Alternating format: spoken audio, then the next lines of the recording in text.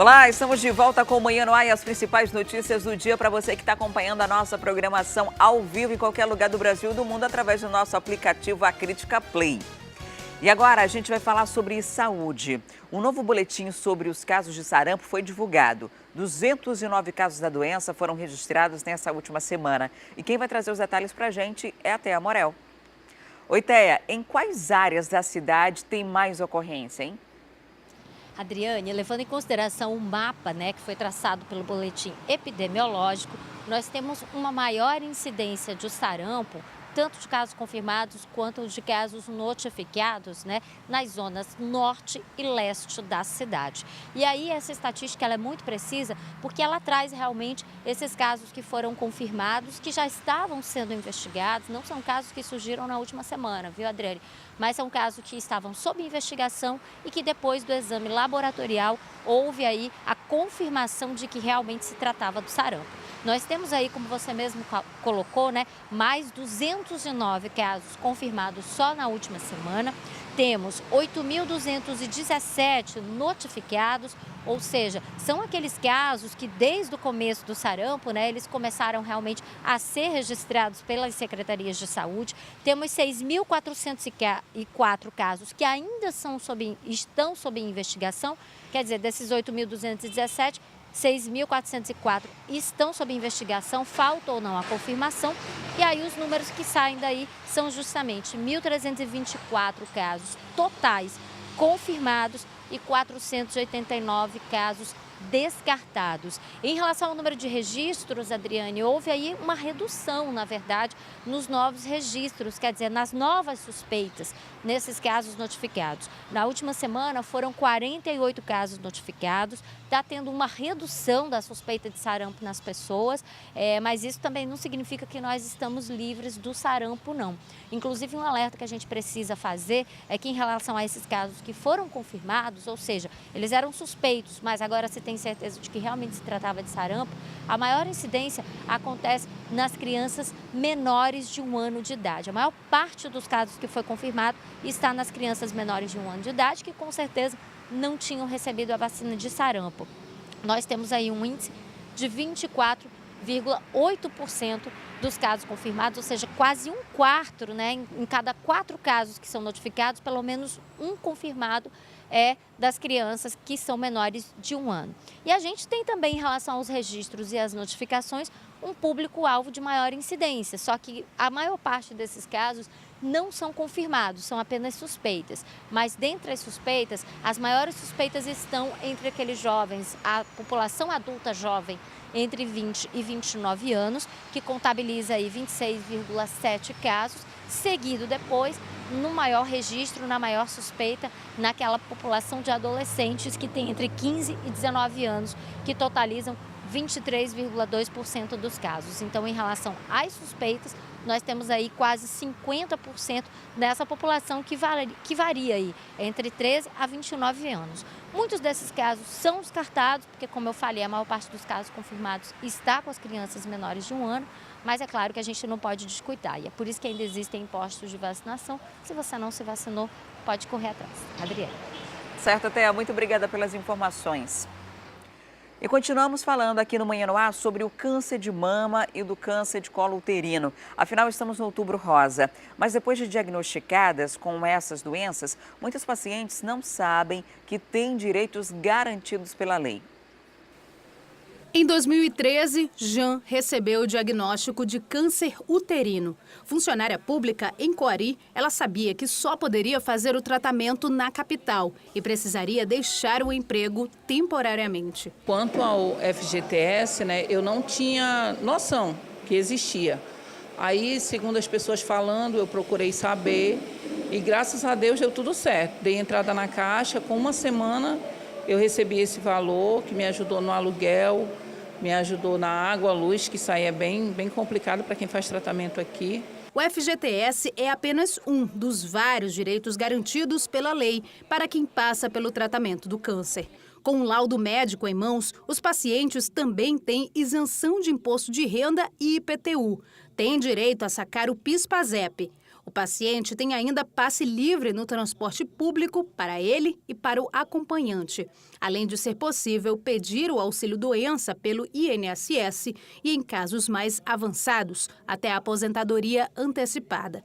Este advogado trabalhista diz que um dos direitos mais desconhecidos de quem enfrenta a doença é o fato de não poder ser demitido sem uma justificativa do patrão. Quando isso acontece, é preciso procurar a justiça. Essa demissão, os tribunais entendem como uma dispensa discriminatória. Então, o empregado que se encontra nessa situação, ela pode buscar a Justiça do Trabalho e a legislação confere a esse empregado o direito à reintegração ao emprego com recebimento das remunerações devidas durante esse período de dispensa ou o recebimento em dobro dessa remuneração, além de indenização por danos morais. A melhor forma de conhecer todos os direitos é procurando o sindicato vinculado a cada profissão. Para os trabalhadores informais, basta procurar a Defensoria Pública ou um advogado especializado. Esta assistente social, que trabalha diretamente com mulheres com câncer, garante que sem esses benefícios, seguir o tratamento seria muito mais complicado. O esposo também muitas vezes não tem condições de ajudar, trabalha na agricultura, na pesca e não tem como mandar esse recurso para elas que estão aqui em Manaus. Ajuda na medicação, que muitas vezes o hospital não tem para dar gratuitamente para essa usuária, ajuda na alimentação e outras coisas mais que elas queiram comprar, que é básico da mulher. E o cinema amazonense ganha mais um filme, o longa-metragem Sangue. O diretor amazonense Tony Lee Júnior completa 20 anos de carreira e comemora o lançamento de seu 17º filme. O filme conta a história de um escritor que se vê perdido no submundo das drogas em Manaus, depois de não alcançar o sucesso e o reconhecimento desejados.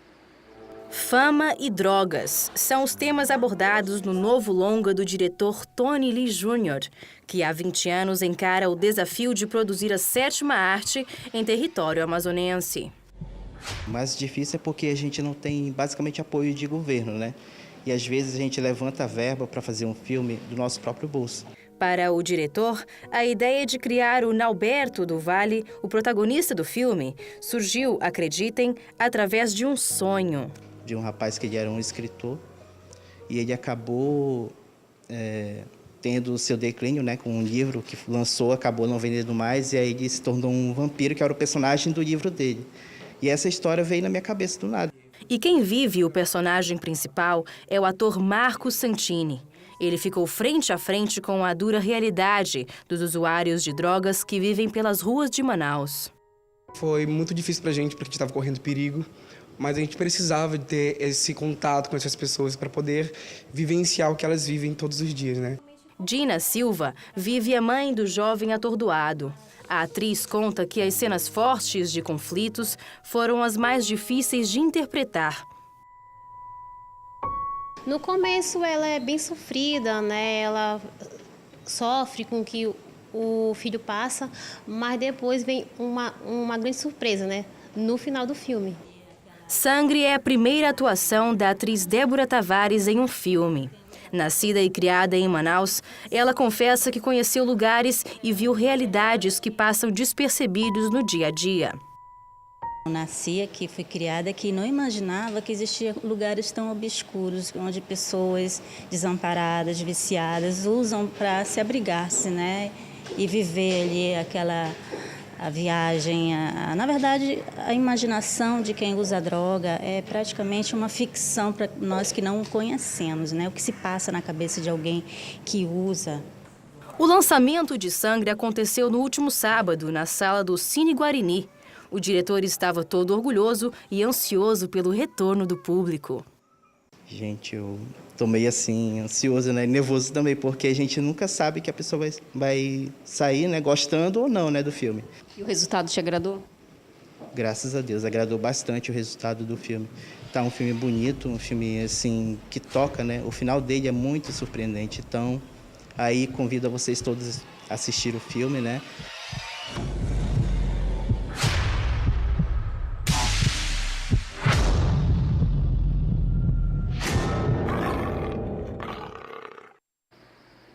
O filme será exibido em outros cinemas do centro de Manaus a partir da próxima semana. A programação ainda vai ser divulgada, mas de toda forma já vale a pena conferir, né? Você que sabe que é um filme de um autor daqui do Amazonas, feito aqui em Manaus, então com certeza vale muito a pena conferir nas telonas.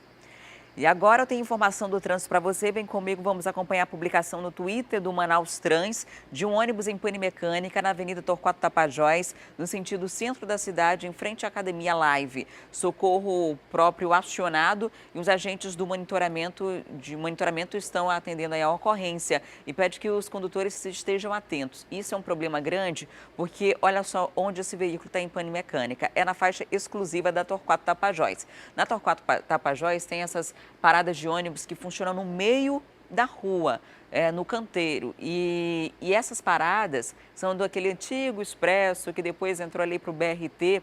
Então, os outros ônibus precisam parar atrás desse ônibus que está em pane para conseguir pegar os passageiros, pegar e deixar os passageiros aí na Torquato Tapajós. Então, com certeza, o transtorno é muito grande nesse exato momento por lá. E agora a gente tem imagem ao vivo do nosso drone, que está na zona centro-sul da cidade. Vamos acompanhar, portanto, aqui as imagens. Nós estamos saindo ali do Boulevard Álvaro Maia, nos aproximando da Avenida Paraíba, jornalista Humberto Calderaro. Aqui do lado direito do vídeo é a saída da Duque de Caxias. E aí nós vamos subindo a passagem de nível para acesso à Avenida Jornalista Humberto Calderaro, na zona centro-sul da cidade. Trânsito aparentemente fluindo bem, não temos nenhuma informação de problemas no trânsito causados por pane mecânica ou acidentes nessa área. Nosso drone vai subindo e acessando aí a avenida para verificar como está o trânsito lá na frente, né? Para quem segue no sentido do shopping, por exemplo, nesse exato momento, não vai enfrentar nenhuma dificuldade agora, né? Quem segue para Petrópolis também não tem dificuldades nesse horário. E o Manhã no Ar de hoje vai ficando por aqui. Muito obrigada pelo carinho da sua audiência. Um ótimo dia, aproveite bastante, aproveite com juízo. E não esquece de continuar com a nossa programação ao vivo. Tá vindo aí o Fala Brasil, as notícias do Brasil e do mundo. Logo em seguida, Hoje em Dia e o Alô Amazonas às 10h45. Eu te encontro amanhã, bem cedinho, a partir das 6 horas. Até lá, eu te espero.